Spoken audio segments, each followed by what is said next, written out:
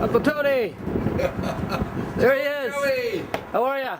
Okay, I just got home a moment ago.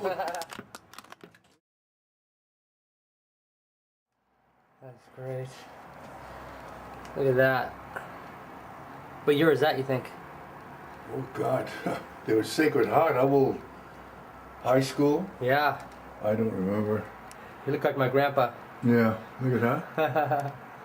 It's great. Yeah, she drew that, this friend of mine, Lee Woodall. Uh-huh. She's an artist. She plays accordion too. Yeah. Where do you want to You sit want to down? sit in the kitchen or?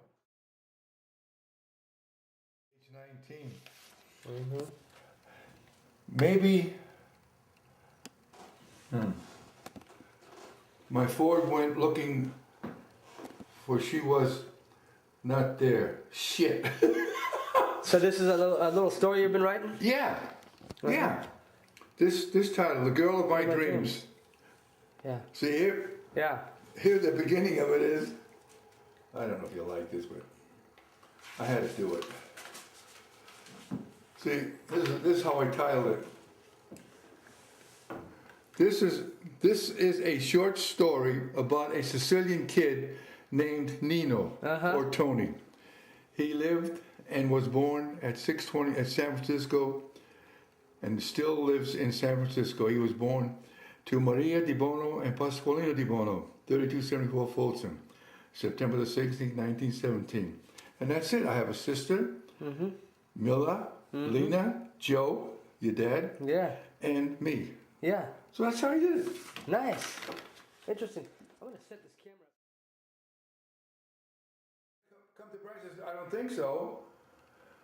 So we were out there at 10 o'clock and I don't know what time it is now. What time is it now? It's about 11. Yeah. Yeah. So how you been? I've been pretty good. Yeah, you look great. Look good. Thank you. You know, I think about my grandpa and my grandma all the time. Joey, you have no idea. Great people. You don't know the half of it. I bet. You know, that's what I'm here for. Because they were good people. Yeah. You know.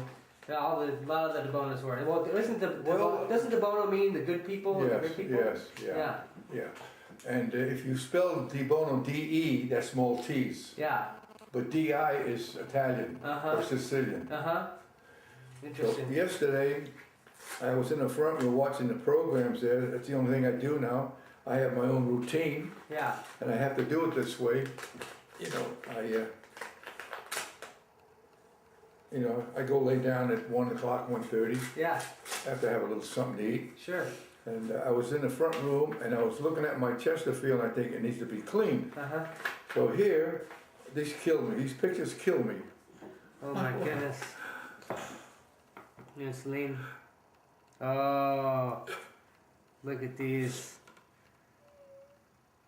She's a beautiful lady, huh? How long you married for? 68 years.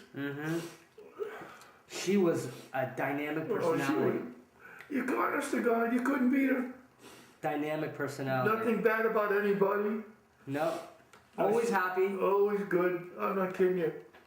Always happy. I never complained about nothing. Worried about the children, worried about the grandchildren, worried about the boys and girls and everybody. Yeah.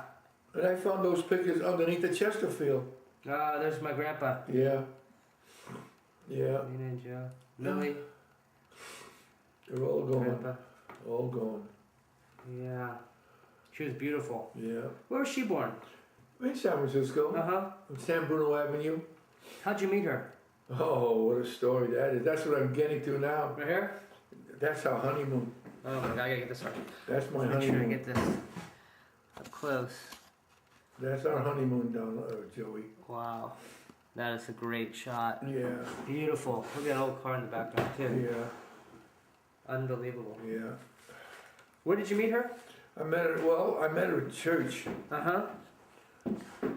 The church, they were very devoted with the church, you know. Yeah. I wasn't, although I lived across the street. Yeah. And I didn't I made my first communion, my confirmation. Yeah. And that stuff there, you know, we had to do that. But this particular day, during the summer, the church, the Immaculate Conception, you want to put the light on? Yeah. They had like a bazaar at the church to appropriate money. Yeah. And her mom and herself and her aunts all belong to the Catholic #1 Federation. Yeah. And they all participated down at the Immaculate Conception. That was their church. Yeah. Father Bosanello was a pastor, Franciscan priest. So I happened to go there that evening just for the heck of it, you know. Yeah. And I'm at the door. I didn't go inside. Uh-huh. And standing at the door was this young kid named Nick Romeo. Oh. Yeah. And I didn't know him too well. Yeah. But he lived a block away from me. What year was this, you think? Back in, let's see, I was born 19. I'm going ahead. Let's go 10 years ahead. Okay. 1917, 1927. Yeah. And maybe 10 years old. Maybe 11, maybe 12. Okay. You know. So I said, hey, Nick, what's doing? Yeah, you know. Yeah. So here I am looking at this girl. She was behind the counter servicing. Yeah. And boy, did I like that. So anyhow, I left and went home. Didn't know who she was. And then when we got married, she told me this. Yeah. I asked that young boy who I was. Yeah. And he said, oh, I don't know. He says, my sister is going with his brother. Uh-huh. Well, what did that mean to us? We didn't know. Yeah. Yeah. And his name is, I get Tony. So that was it. That was it. Yeah.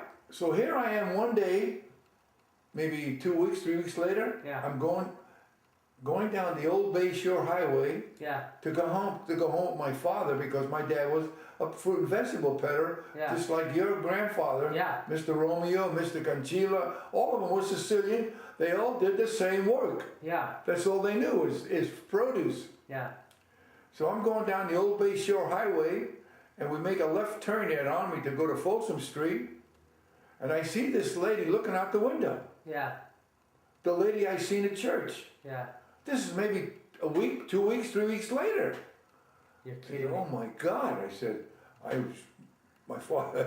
dad with a Model T truck, we get home, and I got in my Model T Ford and I came back looking for her. I couldn't find her, she was gone. Oh no. I didn't know if she lived there, I didn't know what. Yeah. Maybe 6 months or a year went by, and we were invited to Pete Cancilla and Irene Guglielmo's wedding. And that was on maybe 23rd and Cap or Shop on one of those streets. In fact, I'm going to go check on that property at my convenience, you know. Yeah. So here I walk in there with my mother, my father, and my sister Lena, and myself. Yeah. And how old was I then? I don't know, 14, 15 years old maybe, I don't know. Yeah. And anyhow, as I walk in, I see this beautiful girl. Yeah. And she's servicing the table. Oh, she was beautiful. And we were not invited for the dinner. Yeah. But we were invited as guests. My mother, my father, my sister, and myself. Yeah. So they sat in the corner, and I kept looking at her, and then she was helping all the other girls and ladies clear the table ready for dancing. Yeah. So then who comes into the music? I found out later because I was very interested in music. Yeah. Was Dino Bonetti, accordionist, Jack Granelli on the drums, and Pino Catalano on sax and clarinet. Yeah. When they started to play the Italian music, all hell broke loose. Yeah. There was nobody sitting down. Really? Because we danced in our day. Yeah. We didn't fool around like you guys do. You just don't know how to dance. But that's the style now, I guess. So then I approached the lady, and I approached her and I said, "Can I have this dance?" Sure. Well then, she had to go do something else. And then she came back and she was dancing with some guy, and I broke in. Yeah. I said, "Who's that little short guy you dancing with?" She says, "My brother." Yeah. Oh. I should have said that. Yeah. His name was Reno. Yeah. And she says, "He's a nice brother," something like that. She said, "I got to go to she said, "I got to go to the ladies' room." So she went into the ladies' room, and I'm sitting there waiting. The music was going like heck. And then she finally comes out, and I says, Did you fall in? She looked at me, you know, that was stupid, you know. Yeah. But being a stupid kid, Yeah. that's what we, you know. Sure. You're a little mature. So anyhow, we danced again, and then pretty soon I asked her when it was getting kind of late now, maybe 8 or 9 o'clock, whatever it was. Yeah. I asked her for her name. She wouldn't give me the name, and finally she says, "My name is Perol." Perol? I said, "That's like prisoners, parole." Parole, yeah. She says, "No, that's my last name, Perol." Parole. So I kept it in my head. So I came home with my parents, and then I don't know what she did. Yeah. Well, then I looked it up in the phone book, and I found it. Really? 621 Huron Avenue, Antonio Perol. That was her dad. 621. Here. Yeah, Wow. yeah, Okay. yeah. That's where she lived. Before- I didn't know that. Yeah, But before was this, she lived on Gottingen Street. Uh-huh. You see, but then they bought this place here. Yeah.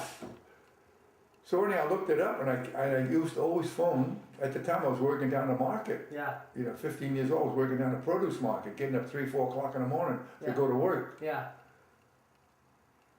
Anyhow, finally, my sister Lena, that Saturday morning, I says, "Lena, do me a favor." "What?" "Call up this number, I think it was Mission 6868, Yeah. Wow. and ask for Celine. And tell her you're a girlfriend from Balboa High School." Okay. Now, being at Balboa High School, that was high school, she was what? How old? Put in what year, but 15 to 18 years old. Yeah, well, Somewhere there. she must have been 15 or 16. Yeah. That made me 1 year older than her. Uh-huh. So, And what high school are you going to? I didn't go, I quit school. What I didn't go to school. You didn't? No, I just went to junior high school. I didn't know that. I quit school when I was 16, I'll tell you the story of that. Yeah. So anyhow, she finally, the mother answers the phone, and my sister Lena said, "This is a girlfriend from Balboa High School. Can I talk to Celine, please?" Yeah. She says, "Okay." So Celine answers the phone. My sister talks to her, and she says, "Wait a minute, there's somebody that wants to say hello to you." "Oh, it's you." I said, "How are you?" Yeah. I didn't know her name was Celine. Yeah. So I said, "Can I see you?" Well, I guess there was a moment of hesitation there. Sure. And anyhow, she says, "Yeah." Now I have a 1931 Coupe DiBono. Yeah. See, but I left out from the 10 years. Yeah. That's when I had the Model T Ford. Uh-huh. So here I have the beautiful 1930 whatever it was DiBono Coupe with the rumble seat, Yeah. the wheels on the side, black with the green trim around it. Wow. Beautiful car. Oh, man. You don't How see much- those cars How anymore. much did it cost, you think, back then? Oh, maybe $100. Oh. Maybe. Oh. Maybe. Oh. Maybe a little more. Maybe I don't remember. Gas was 5 cents? Oh. and the gas tank was on top here Yeah. because that was a downdraft. Yeah. They didn't have the pumps like they have now, Yeah. pumping the gasoline to the motor. Uh-huh. So anyhow, she says, "Okay." She says, "Come on up." So I came up, and even if I say myself, I was a husky, strong, good-looking kid, you know. Yeah. Uh-huh. I'm not being conceited, but Yeah. that's how people told me. Anyhow, so I ring the doorbell. She answers the door. "Come on in." So she introduces me to her brother, Yeah. her father, and her mama, Yeah. Emilia, Antonio, and Reno. Yeah. So we talked, we sat down, and she offered me a cup of coffee, which was very nice. And every time I left my house and I had eaten garlic or onions, Yeah. I would go through the backyard and I eat parsley, I'd wash it and eat it. Could kill the taste, right? That was chloroform. That's Yeah, what they said. Yeah. So that's what I did. That's Because cool. I didn't want that. Do with the breath. No, you know, but yeah, she ate garlic too. Yeah. But anyhow, so we had the coffee. I said, "Can we go for a ride? Would you like to go for a ride?" Well, I guess she asked her mom. Well, sure, we'll go. Yeah.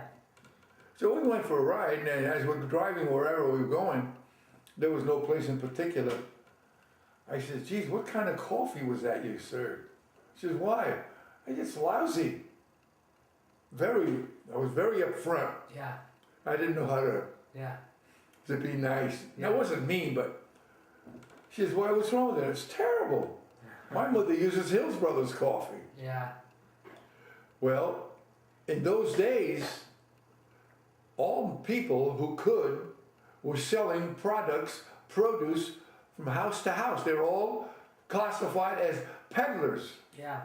They had to do this to live. Mm-hmm. My father was one of them. Yeah. And this man who sold the coffee to these people, they were French. So this was French coffee. Yeah. So anyhow, that was it. So then we went and had a good day. Then I came home and I had dinner here, and I went, I said, do you mind if I called you back?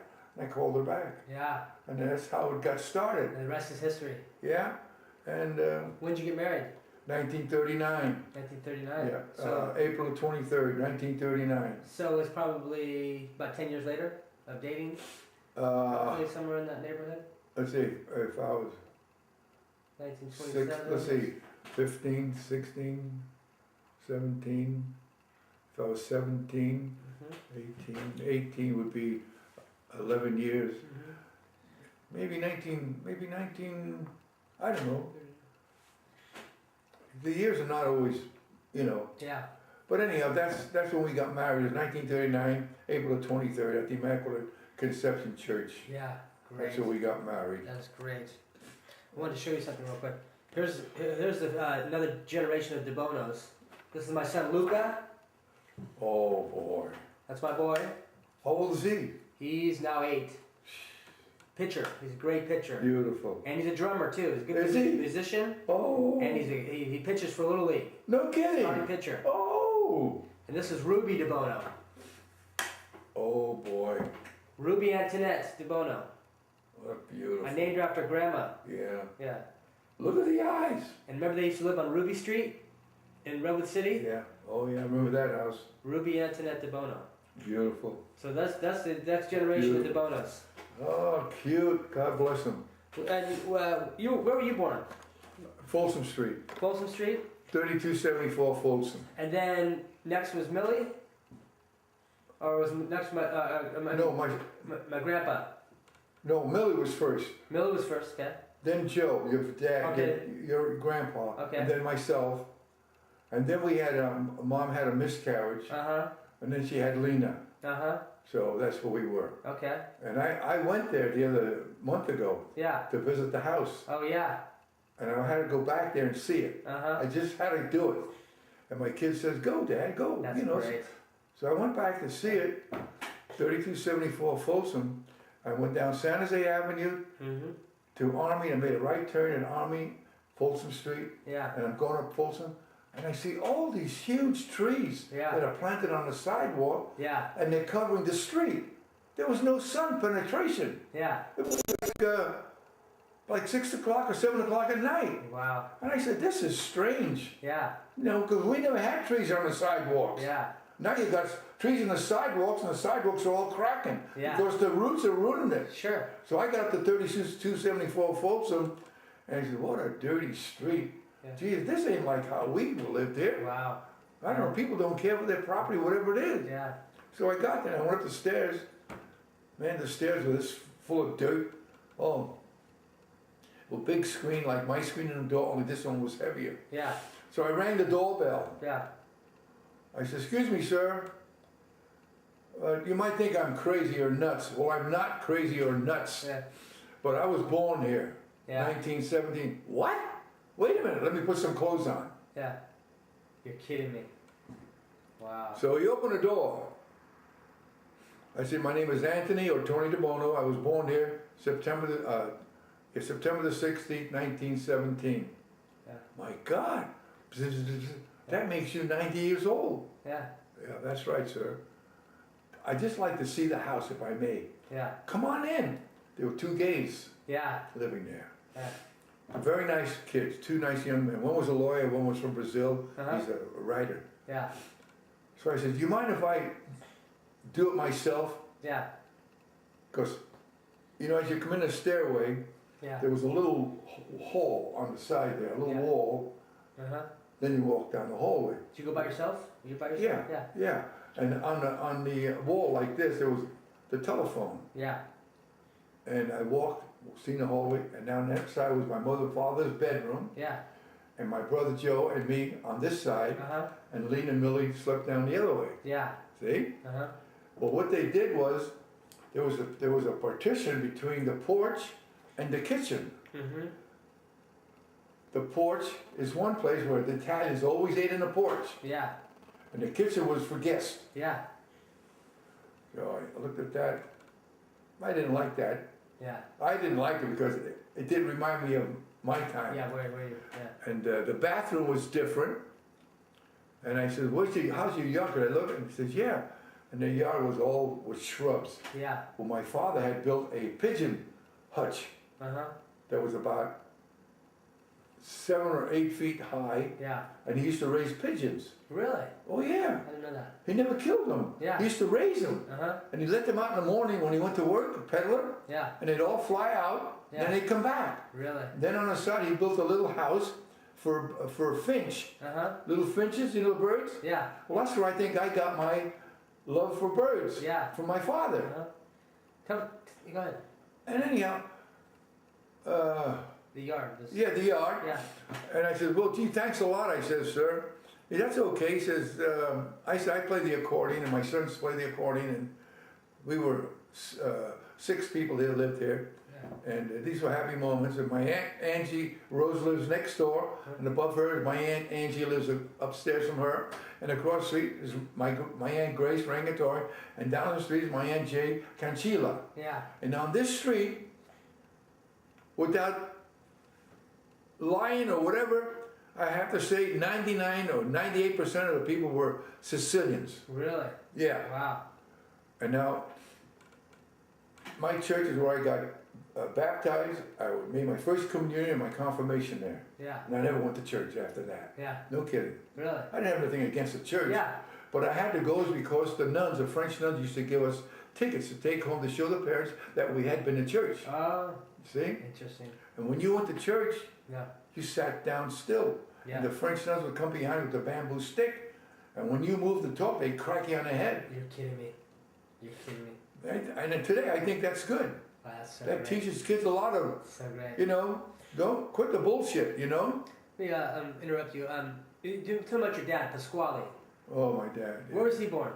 In Sicily, Siragusa. He was born in Sicily. Yeah. And he migrated, came to Ellis Island. He came to the United States. Mm-hmm. And I'm not too clear how he met my mother, but they both ended up during the earthquake